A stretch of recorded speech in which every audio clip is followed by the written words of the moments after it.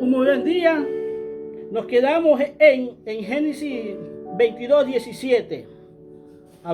Estábamos hablando de Abraham e Isaac en el sacrificio.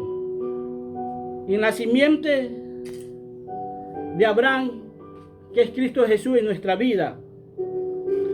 También vemos aquí que Dios dice también en el capítulo 13, 16, y ahí mismo en el 22, 17, que dicen las palabras de Dios, que Dios va a sacar descendencia de Abraham del polvo de la tierra, de las estrellas de los cielos y la arena del mar.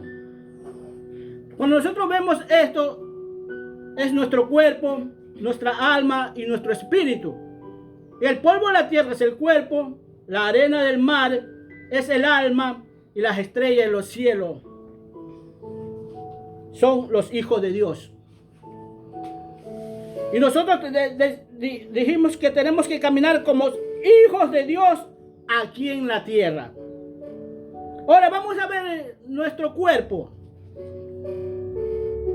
Nosotros tenemos un cuerpo, un alma y un espíritu. Que mientras el cuerpo esté siendo llevado por el alma, va a haber un divorcio entre el alma y el espíritu. Entonces Dios lo que quiere es despertar al espíritu para que tome control del alma y poder conducir el cuerpo a la voluntad de Dios. Este vehículo llamado cuerpo que tiene que ser llevado por Cristo Jesús. En Romanos 13, 14, dice las Escrituras: si no vestió el Señor Jesucristo y no proveáis para las obras de las carnes. Primeramente dice que nos revistamos de Dios aquí en la tierra. Este cuerpo que nosotros tenemos se tiene que revestir de Dios. Esto le hablo para que nosotros sepamos los pasos que tenemos que dar cuando estamos en los caminos de Dios. Porque nosotros vamos a ver en estos pasos incluso el tabernáculo de Moisés. Por ejemplo, el tabernáculo de Moisés se dividía en atrio, lugar santo y lugar santísimo.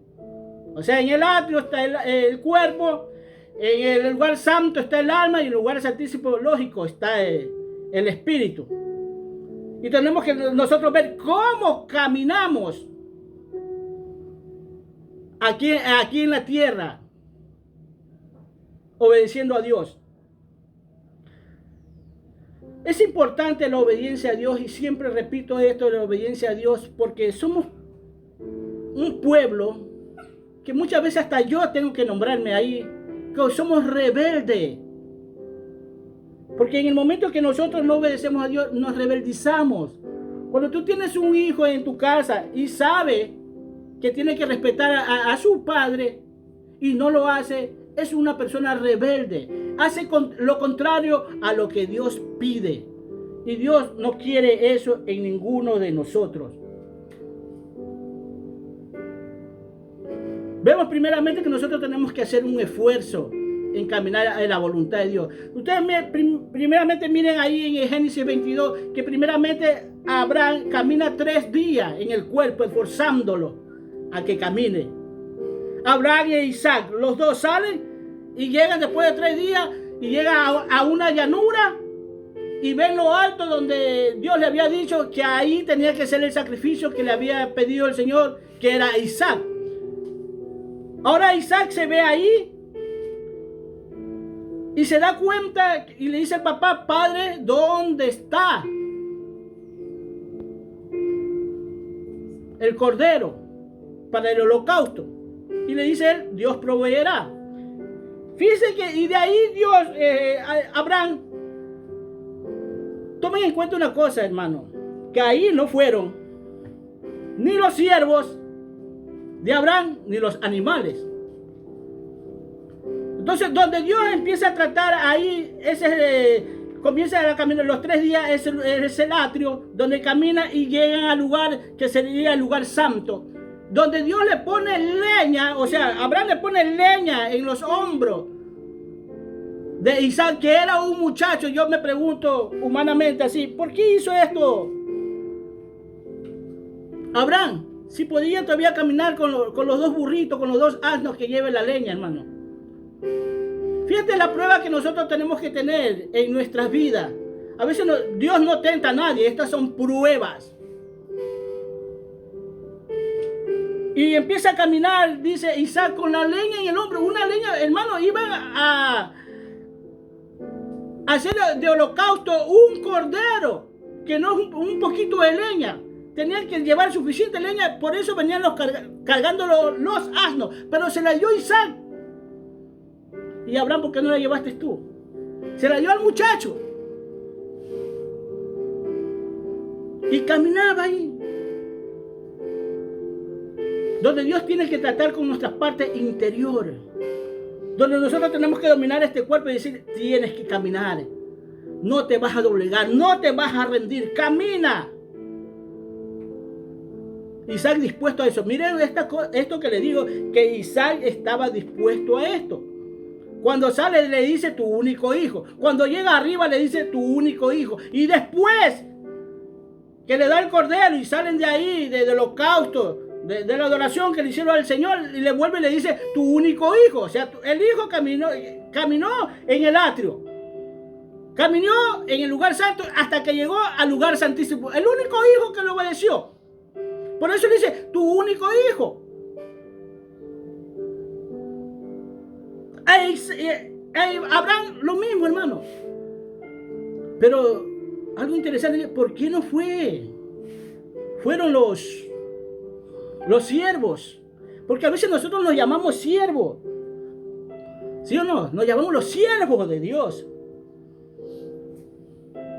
Y queremos, y siempre caminamos con esta palabra siervos. Pero Dios no quiere que nosotros seamos siervos. No más. Por eso le dice Jesús a los discípulos, ustedes ya no son mis siervos, ahora son mis amigos. Porque yo les he contado todo con respecto al Padre. Y los siervos se quedaron. Y el alma también se quedó. Porque para llegar allá arriba, al lugar santo, el lugar santísimo, aquel lugar donde iba Abraham y a donde iba el Hijo, tenían que ser adoradores en espíritu y verdad. Y ahí solamente llega el Hijo. Aquel Hijo que reconoce quién es el Padre. Y los dos solos llegaron ahí. Mientras tanto, aquella alma, aquellos siervos que venían con Abraham, lo acompañaron solamente, se puede decir, hasta la puerta del lugar santo. Y no pasaron de ahí para allá, hermano. Y es la manera que Dios quiere tratar con nosotros, en nuestro cuerpo, en nuestra alma, en el espíritu, porque en el espíritu es que se adora. Jesús dice, yo estoy buscando verdaderos adoradores que adoren al Padre en espíritu y verdad. ¿Por qué? Porque hay falsos adoradores que todavía están en el alma. Falsos adoradores que todavía son siervos. Y esos siervos no saben nada del Padre.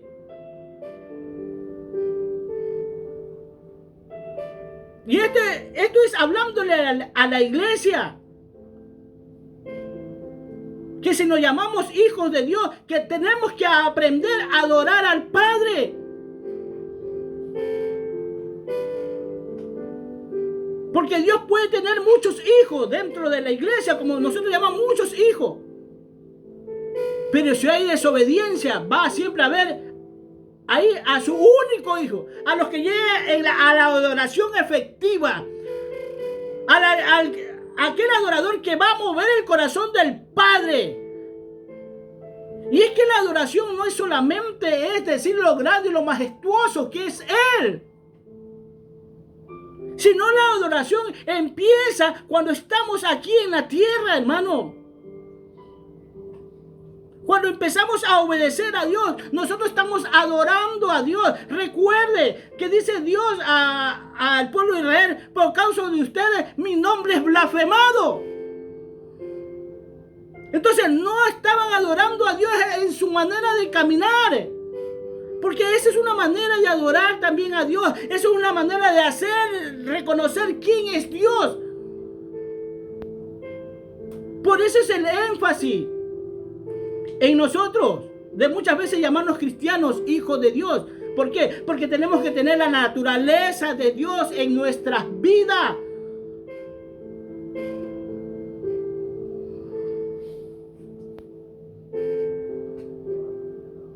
Y Dios quiere tratar con nuestros 3 puntos, nuestro cuerpo, nuestra alma y nuestro espíritu, hermano. Con esos 3 puntos quiere tratar Dios. En el cuerpo radican los sentidos, haciéndonos conscientes de este mundo en el cual vivimos.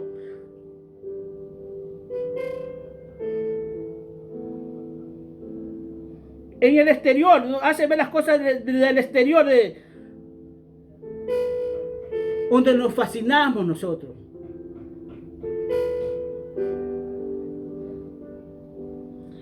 Todo esto, en ese cuerpo, la glorificación empieza cuando nosotros glorificamos a Dios. O sea, cuando nuestro cuerpo es redimido. Mira, hermano, en 1 Corintios 15, 53 y 54 dice lo siguiente: porque es necesario que esto corruptible se vista de incorrupción y esto mortal se vista de inmortalidad. Y cuando esto corruptible se haya vestido de incorrupción y esto mortal se haya vestido de inmortalidad, entonces se cumplirá la palabra que está escrita: sórdida es la muerte en victoria. Hermano, tú sabes lo que está diciendo aquí las escrituras. Es un vencimiento. En sí, es lo que hizo Dios en la cruz, en vencer a la muerte. Que la muerte no tiene potestad sobre nosotros. Nadie lo pudo hacer, ningún ser humano aquí en la tierra lo pudo hacer, solo Cristo. ¿Pero qué? Esto tuvo que ser a través de la obediencia de Él aquí en la tierra. Venció a la muerte. Por eso cuando los siervos de Dios mueren, que decimos nosotros mueren, para Dios duermen, para Dios descansan. No importa incluso que mañana más tarde encuentren un poco de huesos secos ahí, que encuentren mañana más tarde el polvo nomás de la tierra. Para Dios tú estás vivo, Él puede levantar. Tenemos ejemplos como estos, cuando Ezequiel está en el valle de los huesos secos y le dice Dios: ¿vivirán estos? No sé, tú lo sabes, profetiza. Y se comenzaron a juntar todos los huesos y los levantó todos. Es más, en la resurrección de Jesús también se levantaron muchos muertos de tiempo. Entonces, ¿qué dice? Jesús venció a la muerte. ¿Dónde está la muerte, tu aguijón? Es que el aguijón de la muerte, para la muerte de uno, es el pecado. Y cuando tú no pecas, tú tienes victoria en tu vida. Tú también experimentas esa victoria porque no le das rienda suelta a lo que tú quieres hacer, a lo que está en tu vida, a lo que tú eres.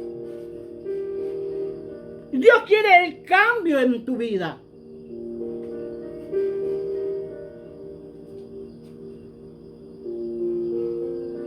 Entonces, mira, hermano, en el cuerpo, el órgano de los sentidos son la vista, el oído, el olfato, el gusto y el tacto. Estos nos ayudan a ver, a oír, a saborear, a sonreír, bueno, y todas estas cosas que existen en nosotros. Los 5 sentidos. Si no me lograste entender, son vista, oído, olfato, tacto.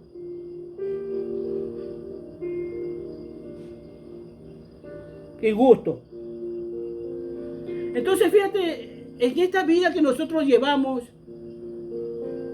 esto es en el plano espiritual, en el plano natural. Ahora, nosotros en el plano espiritual tenemos que despertar todos estos sentidos espirituales en nuestra vida. Tal vez no sea en el orden en el cual es en el plano natural. Pero en el plano natural nosotros tenemos, el cuerpo de Cristo tiene que tener estos sentidos también despiertos para el beneficio de la iglesia. Recordemos que la Escritura nos muestra que si un miembro de la iglesia le está pasando algo, está pasando por un dolor o por una angustia, es afectado todo el cuerpo. Es como cuando si tú vas caminando, te tuerces el tobillo, te duele todo el cuerpo, te afecta todo tu cuerpo.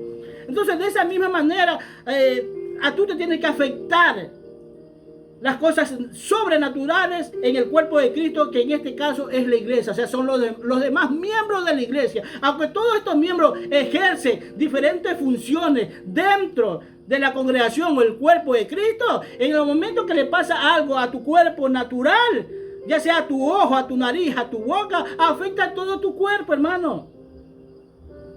Pues Dios dice que así mismo a ti te tiene que afectar todo esto. Ahora bien, hermano, nosotros tenemos que tener, por decir así, en el oído tenemos que aprender a oír la palabra de Dios. Y oír. Y el oír la palabra de Dios es donde se te va a desarrollar la fe. Donde tú vas a crecer en Cristo. Tú puedes oír ahí palabras de sabiduría, palabras de ciencia, profecía, géneros de lengua, interpretación de lengua. Tú vas a oír todas estas cosas en Dios, donde una parte de los miembros de la iglesia van a tener ese beneficio.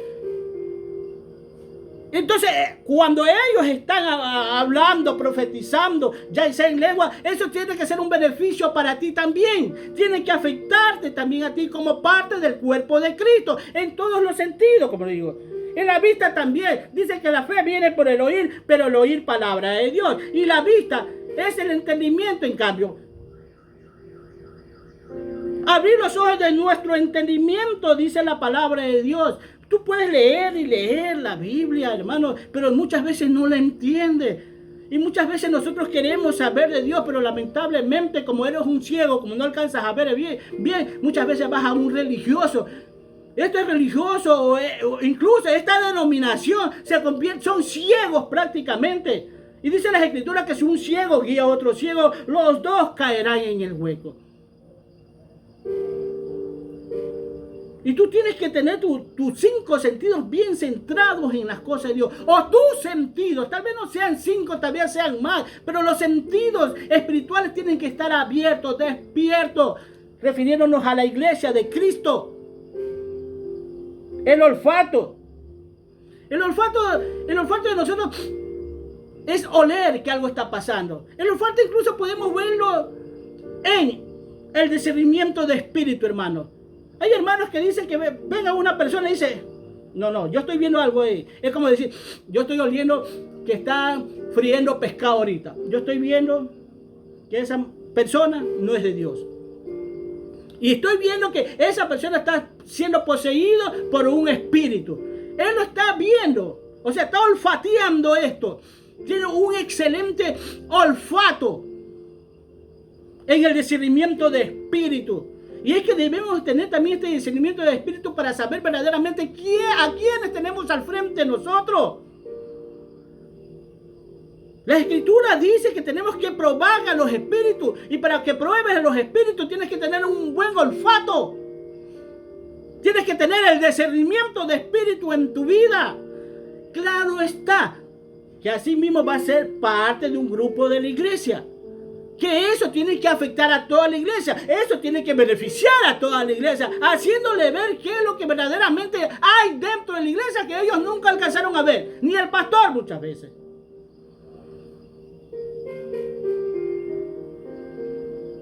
Esto te hace ver las partes espirituales de Dios. Y las partes espirituales del mundo contrario, del que va en contra de las enseñanzas de lo que es Dios. El gusto, incluso el gusto que tenemos que tener por la palabra, hermano. Porque así como tú cuando estás comiendo, ¿sí? Tú abres tu boca para comer, tú saboreas con ella. Así mismo tú tienes que probar las palabras a través de tus orejitas. Si te gustan o no te gustan. O tú determinas si son de Dios o no son de Dios. Porque muchas veces tenemos que estar en esa comunión con Dios, estarle obedeciendo a Dios para saber que el que está allá al frente hablando, o muchas veces cuando estamos en reuniones con hermanos, saber si lo que se está diciendo es verdad o no es verdad, hermano.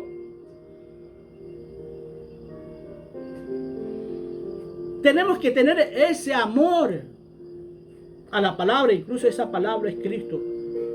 Esa verdad es Cristo. Muchas veces vemos las palabras de Dios, las escrituras, cuando hablamos de Dios, nosotros vemos, muchos cristianos la ven como un concepto nomás que están ahí. La Biblia incluso la empiezan a ver como un concepto nomás. Pero Dios va más allá del concepto de lo que se está diciendo en la Biblia. Son espíritus. Todos son espíritus. Y cuando hablamos de la verdad, hablamos de un espíritu. Hablamos de Cristo. Cuando hablamos de la palabra, hablamos de Cristo. Y cuando hablamos de la obra, y conoceré la obra, hablamos de Cristo. La Biblia no la podemos estar viendo nosotros como conceptos, como la ve el mundo. Porque va mucho más allá del concepto. A pesar que nosotros podemos hablar del concepto de la palabra, pero tenemos que saber que es un espíritu. Por eso dice las palabras de Dios, no lo digo Dios. Dice Jesús lo siguiente: yo no he venido a juzgar al mundo. ¡Qué bien! Me alegra. Y yo me contento, ¡qué bien! Y dice lo siguiente: la palabra lo juzgará. Tú te puedes imaginar que va a venir la palabra y te va a decir: yo salí de tu boca y yo fui a hacer lo que tú me dijiste. Esto lo entendían incluso de gente que no eran israelitas, pero que vivían en Israel, pero que habían aprendido a desarrollar verdaderamente la fe de Dios en su vida. Porque aquel militar que se le acerca a Cristo y tenía a su hija enferma, le dice: no, porque no soy digno de que entres en mi casa. Tú mandas la palabra, pero antes de eso le dice: yo también soy hombre que da órdenes. Yo digo a mi siervo: haz esto y haz esto. Yo le ordene esto a los soldados y los soldados van y lo hacen. Así mismo tú mandas tu palabra y se lo va a hacer. Esto para sacarte de dudas si estás dudando de lo que yo te estoy diciendo en estos momentos.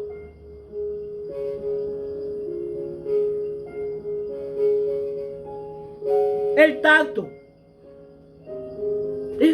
Cuando nosotros empezamos a tocar, hermano. Cuando nosotros empezamos a sentir algo. Y en nuestra vida nosotros tenemos que aprender a sentir la presencia de Dios. O a sentirlo a Dios mismo en nuestra vida. Recordemos que Él habita en nosotros. Que aparte de su Espíritu Santo que está en nosotros, también está el Espíritu de Cristo y el Espíritu de Dios. Que no es lo mismo. Tenemos que aprender a sentir la presencia de Dios en nuestra vida.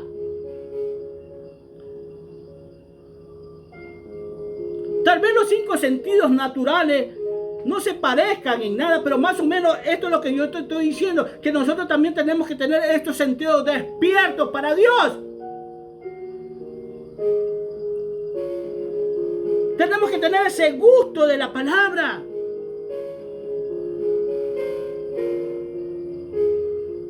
Hermano, si hasta en la vida natural hay gente que sabe ver cuando las cosas son buenas y re buenas. Así también nosotros. En muchas empresas, por ejemplo, yo le digo, hay tasadores donde se hacen el café. Se preparan, hay tasadores, hombres que cogen el café y parece que se enjuagan la boca, pero no se están enjuagando la boca, están tasando el café. Están viendo si está al nivel que tiene que salir para que vaya a la venta, para que salga ya a la venta, para que se prepare para la venta. Así nosotros también, hermano. Esa es la manera, pero para eso hay que estar metido, hay que dejar que Cristo viva en nosotros. Hay que dejar que este vehículo sea conducido por Cristo. Porque cuando el vehículo que tenemos, este cuerpo, es conducido por Cristo, difícilmente nosotros vamos a ser engañados. Y vivir una vida de loco aquí en la tierra, para los ojos de los hombres, pero cuerdos para los verdaderos hijos de Dios, que saben que lo que se está haciendo verdaderamente es de Dios. Pero el mundo te va a ver como loco, porque tú caminas por lo que no ves, tú oyes lo que nadie oye, tú sientes lo que nadie siente. A tú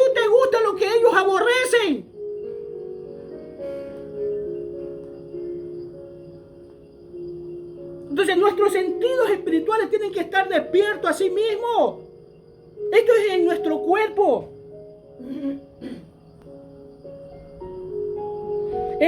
Ahora vamos a ver el alma. El alma está en los deseos internos. Es donde yo me deleito. Que es la mente, los sentidos y la voluntad. Aquí nos alumbra la luz del Espíritu de Dios, que conoce nuestros deseos internos, hermano. Entonces empezamos diciendo que en el alma están los deseos internos de nosotros. Es por eso que siempre se dice, no es que yo lo digo, la Biblia lo dice, que Dios ve nuestros pensamientos como un hecho, y eso nosotros debemos de cuidarlo. Recordemos que Dios incluso sabe antes de pensar las cosas lo que nosotros vamos a hacer. No solamente antes de que salga la palabra de nuestra boca, sino antes incluso de pensarla. Dios lo sabe todo. Pero en el plano natural, ¿cómo es posible eso? Porque Él es Dios. Y la gente dice, pero que yo no entiendo, pero yo sí entiendo, yo sí me entiendo. Por eso muchas veces nosotros no entendemos las cosas de Dios, pero nosotros le obedecemos a Dios, nos sometemos a Dios.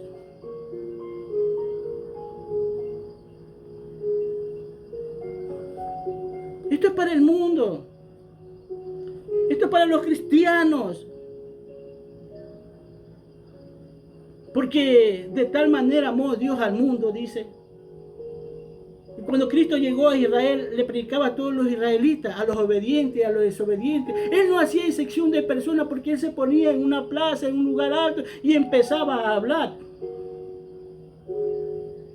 ¿Y cuál habrá sido la manera de hablar de Cristo? ¿Tú sabes lo que es hablar a 5,000 hombres fuera de mujeres y niños? Muchos dicen, pero no hables duro, pero habla despacio. Y le digo, ¿tú crees que Cristo, le digo, cuando predicaba, cuando enseñaba, hablaba despacio? ¿Cómo es posible que 5,000 hombres fuera de mujeres y niños? A veces las mujeres son más, hermanos.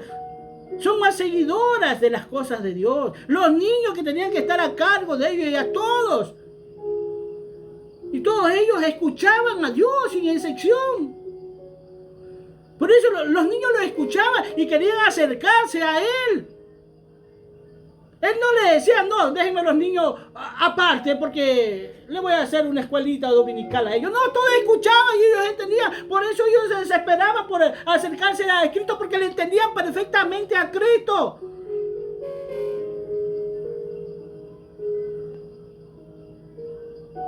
Siempre he dicho, los niños incluso no tienen preocupaciones, hermano. No tienen que estar pensando, tengo que trabajar, tengo que hacer esto acá. No, hermano. Los niños incluso para mí llegan a ser hasta más inteligentes que nosotros porque no tienen su mente ocupada en cosas como nosotros, personas adultas, hermano. Y hay que enseñarles las cosas como la Biblia lo dice. Ellos van a entender. Más que todos los niños de hoy en día, yo ni en mis tiempos, veo niños tan inteligentes, hermano. En el mundo hay muchos hermanos, entonces incluso que sacan a sus hijos a cantar, a hablar algo de Dios, y eso es bueno.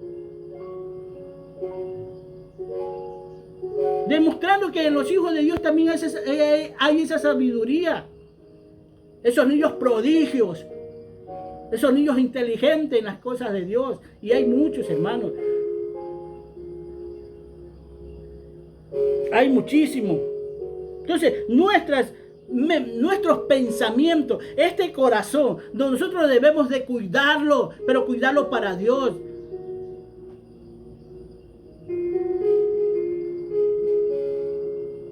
El otro es el espíritu.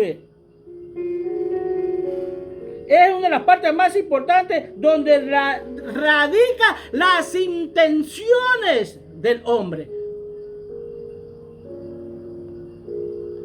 Dice la Escritura nos muestra que el sacerdote tenía un recorrido del lugar santo hasta el atrio.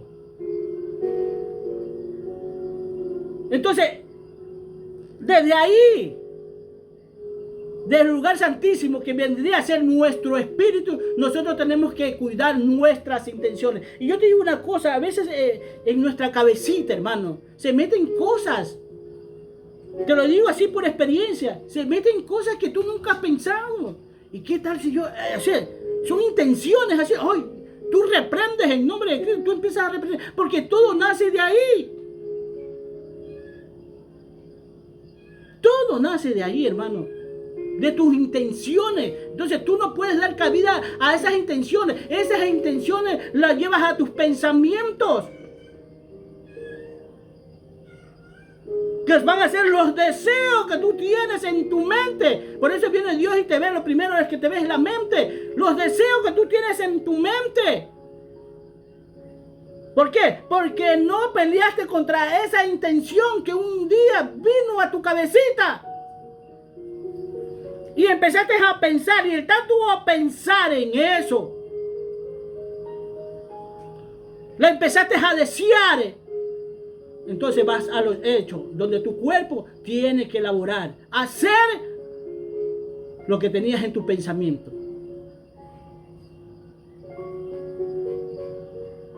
En tu alma es donde te deleitas. Tu alma es el lugar donde tú te deleitas de las cosas.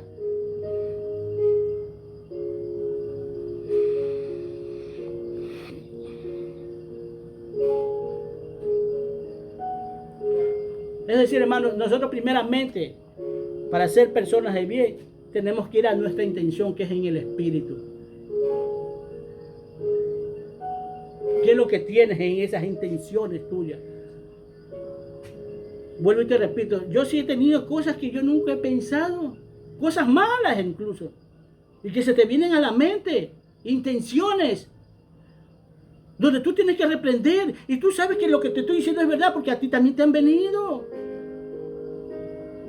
Donde tú tienes que reprender y no darle. Ahora, tú vienes con un pensamiento, tú tienes que renovar ese pensamiento tuyo aquí en la tierra, y esa mente tiene que ser de Cristo Jesús en tu vida.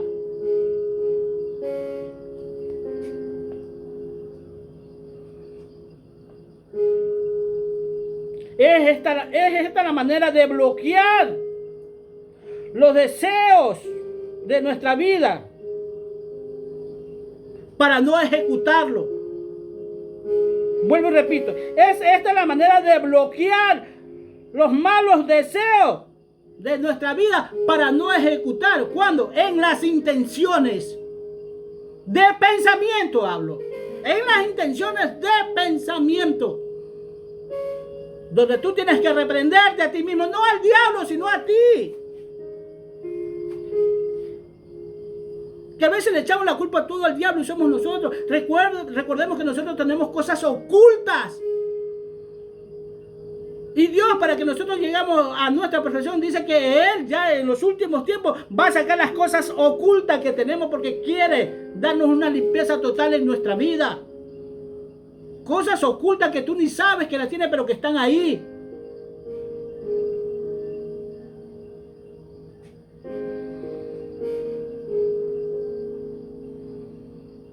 Nosotros fuimos creados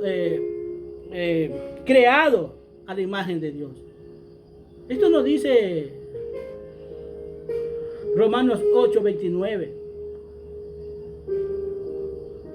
Que nosotros fuimos creados a la imagen de Dios, pero ¿de cuál? De Cristo Jesús. Dice así.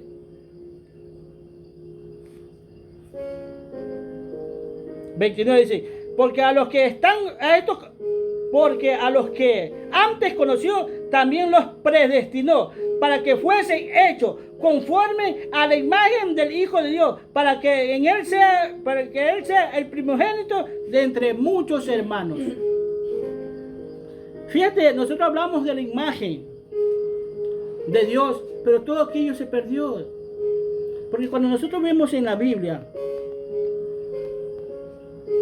que dice que Abraham tuvo a sus hijos a su imagen y a su semejanza.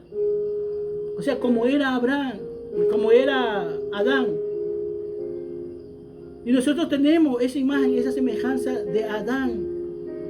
Es verdad que nosotros fuimos creados a la imagen y semejanza de Dios, pero nosotros la perdimos cuando pecó Adán. Entonces nosotros la recuperamos. Todos estos beneficios que perdimos dentro del huerto del Edén, los recuperamos a través de Cristo. Recuperamos esa imagen de Dios en nuestras vidas. ¿Y qué decir? Y miren lo que dice Pedro. Para nosotros tener un completo cambio en nuestra vida, Pedro nos dice, segunda de Pedro 1 del 3 al 10, dice lo siguiente. 1 del 3 al 10.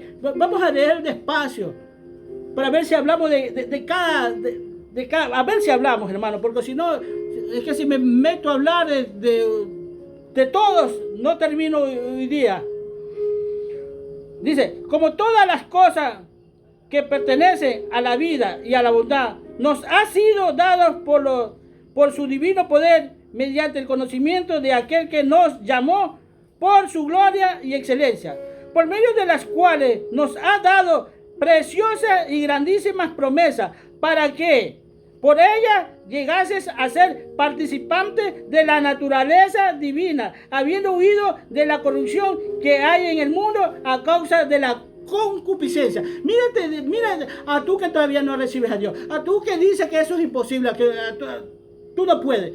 Dice que habiendo huido de la concupiscencia, nos habla a nosotros como cristianos, es verdad. Pero tú cuando estás en el mundo, tú no entiendes nada de las cosas de Dios. ¿Qué es lo que verdaderamente Dios nos está diciendo o nos quiere decir en la palabra de Dios? Dice, habiendo huido de la concupiscencia. Es más o menos, hermano, tú sabes que en el mundo hay gente drogadicta, hay gente en el alcohol. Pero, y ellos se deleitan y les gusta esta vida, pero al mismo tiempo se dan cuenta que les hace daño. Que no es un beneficio en su vida. Que no viven en la armonía con sus seres queridos, a pesar de ellos deleitarse en el alcohol, en la droga, incluso en la fornicación, en el adulterio. ¿Y qué hacen ellos? Es luchar muchas veces contra ellos mismos. Huyen de eso, luchan por huir. Fíjate, ellos lo hacen y muchos de ellos triunfan y llegan a salir adelante. Porque, bueno, nosotros nos llaman lo mismo, hermano.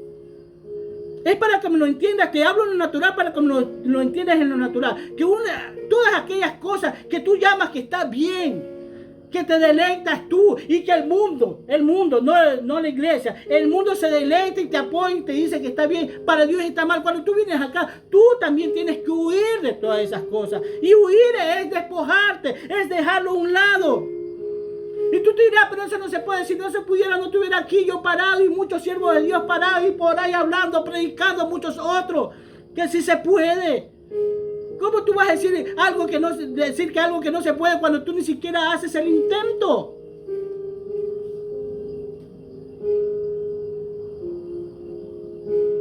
A todos tenemos que pagar un precio.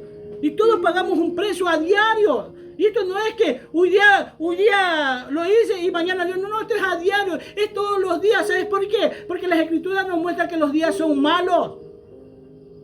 Y muchas veces no tenemos que pelear contra nosotros mismos, sino contra la gente que muchas veces está en el mundo. Contra la maldad de este mundo.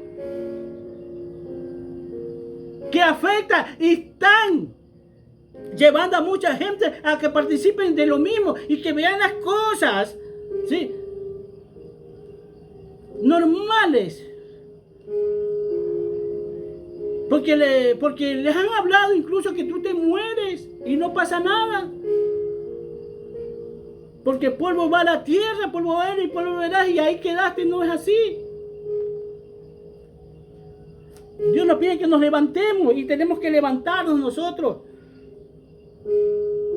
Y sigue diciendo aquí el 5 dice, y vosotros también, poniendo toda diligencia por esto mismo, añadid a vuestra virtud, a nuestra fe virtud, a la virtud conocimiento, al conocimiento dominio propio, al dominio propio paciencia, a la paciencia piedad, a la piedad afecto fraternal y al afecto fraternal amor. Porque si haces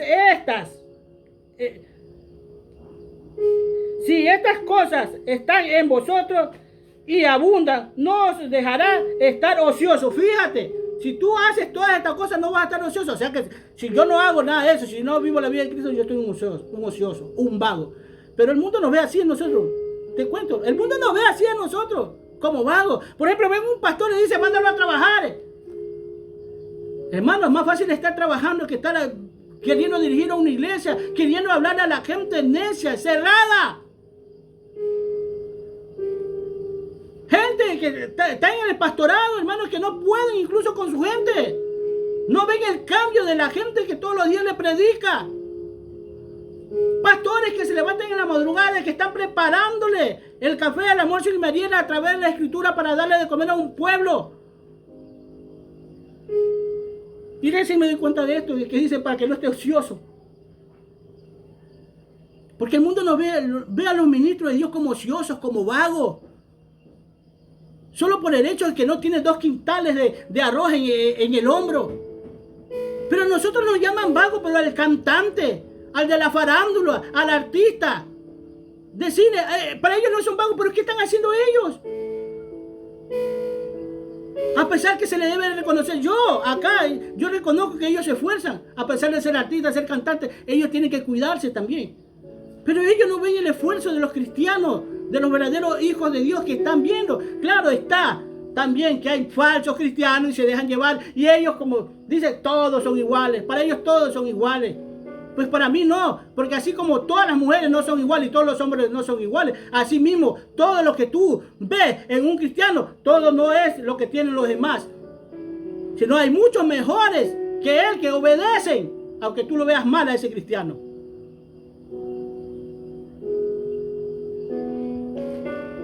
Porque haciendo estas cosas están en vosotros y abundan, no os dejará estar ociosos, ni sin fruto, en cuanto al conocimiento de nuestro Señor Jesucristo. Pero el que no tiene estas cosas, tiene la vista corta, es ciega. Es importante que nosotros, nuestra vista, nuestra visibilidad, esté amplia. Entender lo que estamos leyendo. Tiene la vista corta. Sabe poco o nada. Eso dice el apóstol Pedro. Pero el que no tiene estas cosas tiene la vista muy corta, dice. Es ciego, habiendo olvidado la purificación de sus antiguos pecados. Por lo cual, hermanos, tanto más procurad hacer firme vuestra vocación y elección, porque haciendo estas cosas no caeréis jamás. Pero fíjate una de estas cosas. Primeramente dice que nosotros tenemos que tener fe. Y que nosotros vemos una fe y así nomás, y hasta fe negativa, hermano. Hay hermanos tan negativos, y en el mundo una fe negativa, pero ¿qué fe tienen, no? Pero la fe que habla Dios es una fe de fidelidad, de estar con Dios, de obedecerle a Dios. Pero para tener esa fe en obediencia, tienes que tener esa virtud de obediencia. Por eso dice, a la fe tienes que añadirle virtud. Es decir, dice las Escrituras que la fe sin obra es muerta. Tú no puedes decir yo tengo fe, pero tú no haces obra. Entonces, para hacer esa obra tienes que tener la virtud. Como la mujer virtuosa que habla Proverbios 30. ¿Quién la hallará? Habla de la iglesia. Una iglesia obediente, sometida, temerosa de Dios, caminando. Y dice, esa fe tienes que añadirle virtud. A esa virtud tienes que añadirle conocimiento. Y es natural, hermano. Conocimiento es saber de Dios, de la ciencia, de la tecnología, no del mundo, sino de Dios.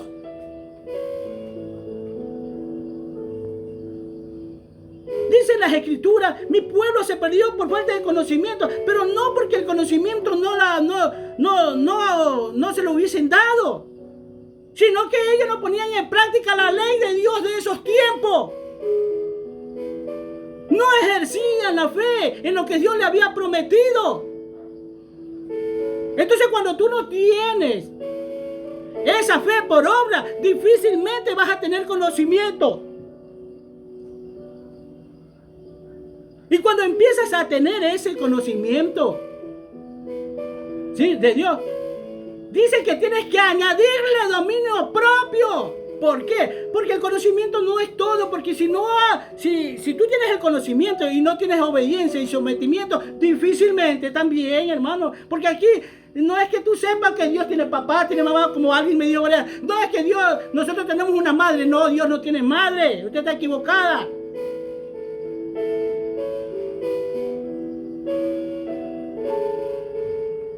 Tienes que añadirle dominio propio. O sea, una vez que tienes el conocimiento de Dios, tú tienes que añadirle el dominio propio. Tienes que añadirle ese amor de Dios, que ya vamos a hablar porque termina en amor también eso. Dominio propio porque ya sabe lo que te espera, ya sabe de Dios. ¿Ah? Te gusta hacer lo que Dios te dice que no hagas. Te gusta hacer todavía cosas que están en el mundo. Entonces dice dominio propio. Domínate tú mismo para que no caigas y puedas obedecerme, porque ya tienes el conocimiento de Dios. Ellos se perdieron por falta de conocimiento, pero ya tienes el conocimiento de Dios. Porque muchos nos jactamos, porque hay muchos que tienen conocimiento de Dios, hermano, y son unos total desobedientes. No tienen dominio sobre su cuerpo, sobre su boca, sobre su ser. No lo tiene. Y Dios manda que tengamos dominio propio. Eso es lo que está diciendo el apóstol Pedro. Tal vez él pasó por él.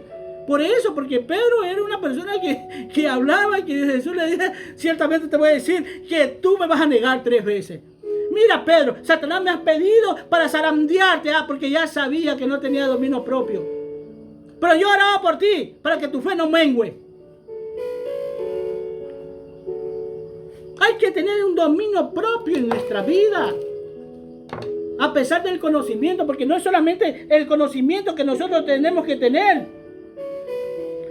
Entonces, cuando tú tienes este conocimiento, hermano, tú vas a obtener la paciencia, dice, y a este conocimiento tienes que añadirle paciencia. Entonces, ¿cómo se adquiere la paciencia? A través del dolor, la angustia, la desesperación, las pruebas que tenemos. ¿Para qué tienes que tener paciencia? Para que sirvas como ejemplo a otros cristianos que están pasando por lo que tú has pasado. Y tú le dices, y te ven en las mismas condiciones que está pasando, pues tú muy tranquilo ahí. Tú no estás desesperado. Ya voy a dejar el evangelio, ya me voy de aquí. No, tú tienes paciencia. Porque la tribulación, la angustia y todo lo mal que pasa es para que adquieras paciencia, es para forjarte como un verdadero siervo de Dios, para que tengas fuerza. ¿Ah? Y a esta paciencia, porque muchos piden paciencia, lamentablemente en el mundo tienen el error, y muchos cristianos incluso también tienen el error de pedirle paciencia a Dios. Entonces prepárate, se le dice. ¿Ah? Porque a Dios no tiene que pedirles paciencia, porque las pruebas siempre van a estar ahí. Siempre van a estar las pruebas ahí. Y si tú quieres adquirir paciencia, aprende a pasar las pruebas que tienes. Ahí adquieres paciencia. Vas a servir como ejemplo para los demás. Y a esta paciencia tienes que añadirle piedad. Ver por los demás. Ver el dolor, la angustia, la desesperación, piedad. Que venga un hermano, como dice Santiago, que está falto de un abrigo, está falto de un pan. Y tú le dices, vaya nomás, hermano. Y tú sabes que está falto, sí. Dios proveerá. Vaya. Y no solo el hermano, también habla también de gente del mundo. Dios habla que ayudas a la gente del mundo, pero más a los de la fe, dice. Pero a todo el mundo. Esa piedad con el cual Jesús le habla al pueblo de Israel, que le están preguntando, ¿y cuál es el prójimo? ¿Cuál es el prójimo? Dice. Fíjate, los maestros preguntando cuál era el prójimo. Ahí le habla Dios, Jesús, y le habla a aquel hombre que le roban y lo maltratan y lo dejan botado ahí. Pasa un sacerdote, pasa un escriba, los siervos de Dios. Pasa un sacerdote, un escriba y de largo. Pero resulta que pasa un enemigo de Israel. Un samaritano que no se llevaban bien con los israelitas, con los de Judá, digamos así, los de Judá. No se llevaban bien y pasan y entró a misericordia. Esto tampoco es...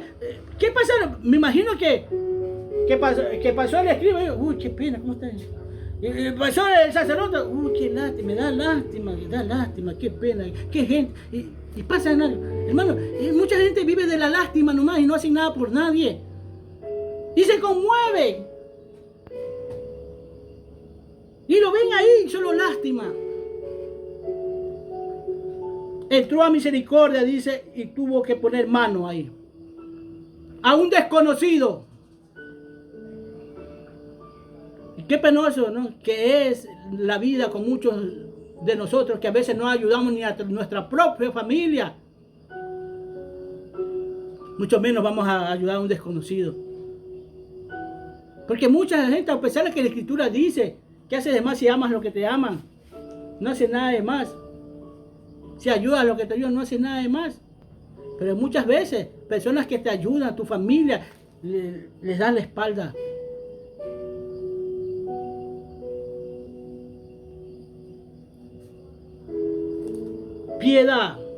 Piedad tienes que tener. Y esto, y después de esta piedad dice amor fraternal, afecto fraterno, de amistad, de familia, de que te preocupes por todo el mundo. Y este afecto fraternal, amor, pero el amor de Dios, el amor que sobrepasa todo entendimiento, toda habladuría mal, que incluso te puede tocar a ti, que están hablando mal de ti.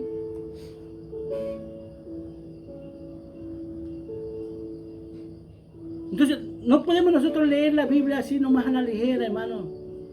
Fíjate, yo podría seguir hablando aquí nomás, me podría centrar, pero esta enseñanza se va a hacer más grande, hermano, más grande. Pero no vea el título de esta enseñanza. Mejor escucha la predicación o la enseñanza. Y que sirva para tu crecimiento. Que sirva para que busques de Dios. Cuando el espíritu está vivificado, va a juzgar al alma.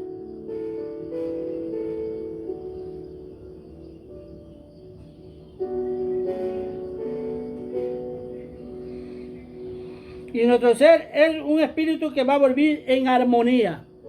Hermano, ya hablamos, el alma es un ente femenino. Y efectivamente, el mundo está siendo dirigido y llevado por un ente femenino. Y ya hemos hablado de este ente femenino. Entonces, cuando el espíritu es vivificado, él va a gobernar. Porque mientras el alma esté gobernando, va a haber un divorcio entre el alma y el espíritu. Porque el espíritu es que tienes que decir, espíritu. Suena masculino. Y mira tú el mundo cómo se mueve. Se mueve en el plano femenino. Y cuando te digo en el plano femenino, no me estoy refiriendo solo a la mujer, me estoy refiriendo también al hombre. Porque todos están siendo dirigidos por esta alma que debe de ser controlada por el espíritu. Esto no me lo enseña el hombre, me lo enseña Dios. O si algún día me lo enseñó un hombre, no me acuerdo. Y si no me acuerdo, yo le voy a pedir perdón. Porque al mismo tiempo voy a decir que sí me enseñó. Solo que no me acuerdo. Porque me ha tocado muchas veces. ¿Y cómo me he acordado cuando he ido a unos libros así? Unos escritos que yo... ya, sí. Esto lo aprendí de él. Por ejemplo, hermano, estaba escuchando una predicación de otro siervo de Dios. Estaba hablando cosas y estaba aprendiendo de él, pero aparte que estaba aprendiendo de él, se me enciende el foco para otra cosa. Ya, entonces esto es así, ¿no? O sea, aprendí eso de él, pero no es que aprendí de él, sino que aprendí otra cosa de parte de Dios que me dio al mismo tiempo, de lo que estaba aprendiendo de él. Porque así se manejan las cosas de Dios, así se maneja mi Dios.